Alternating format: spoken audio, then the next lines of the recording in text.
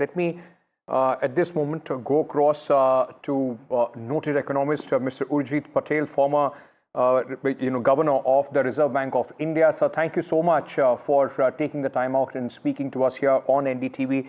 Let me start by asking you, sir, you've served as the governor of the RBI, an institution that also saw Dr. Singh at the helm of its affairs, many years earlier.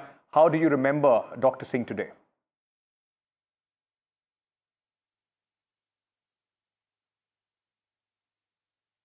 Sir, can you please unmute yourself?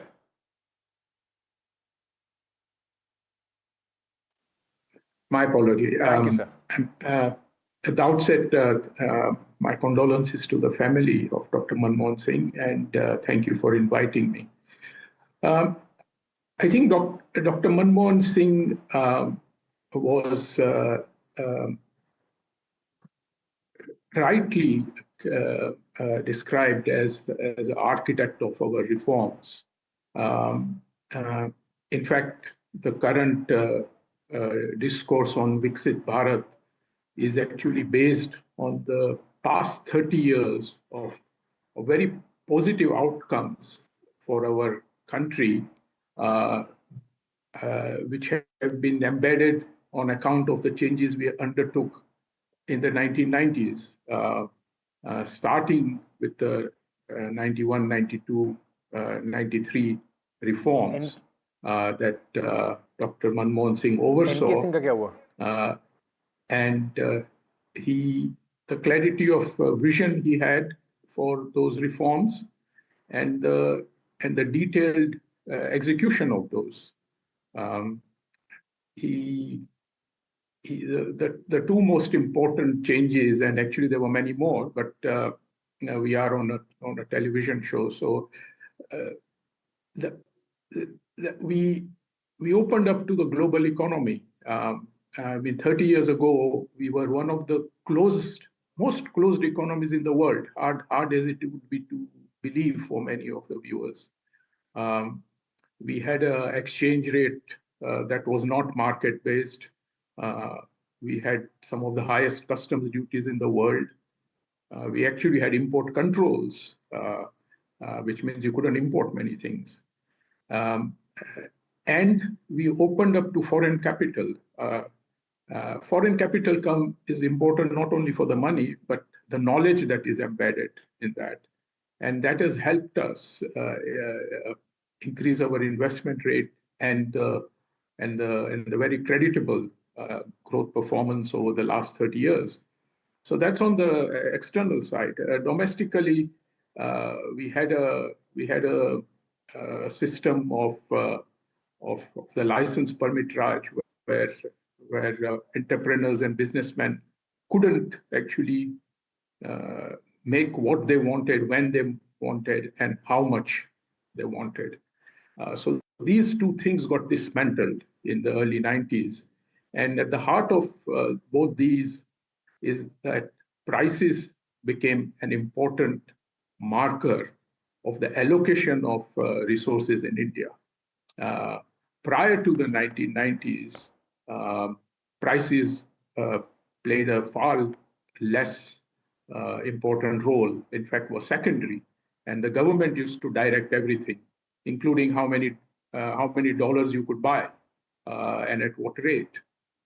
So these are the two most important reforms of the early 90s. And right. In fact, the establishment and the constitution of the unified GST has its legacy in the indirect tax proposals of that time. And over the years, decades, we have done that.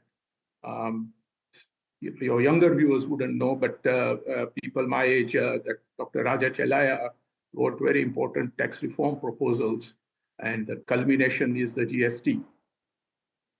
Sir, it will be great for our viewers. I'm sure you've had an occasion sometime to, in fact, interact with Dr. Manmohan Singh. As a person, he was always very soft-spoken, very calm in his demeanor. If you could recall some interactions with Dr. Manmohan Singh. Yes, I used to professionally meet Dr. Manmohan Singh when I was at the RBI, and he was on the parliamentary standing panel on finance. And either before or after the committee's deliberations, he would see me for a few minutes. Uh, and he was always very supportive of the RBI, having himself been a distinguished governor of that important institution in our country. He was aware of the challenges that a central bank faces, especially in an emerging economy.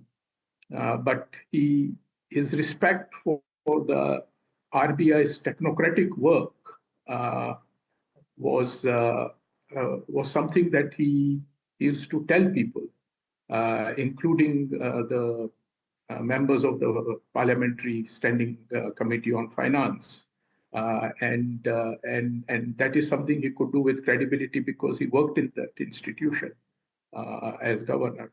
So his support for the RBI was much appreciated by me and the colleagues before me and after me.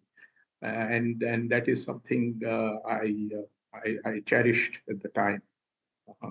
And of course, I agree with you that he was soft spoken, and but he really used to enjoy talking economics. Yes. He was he always talked about the Indian economy whenever I met him. Not necessarily the topic that was in the finance panel.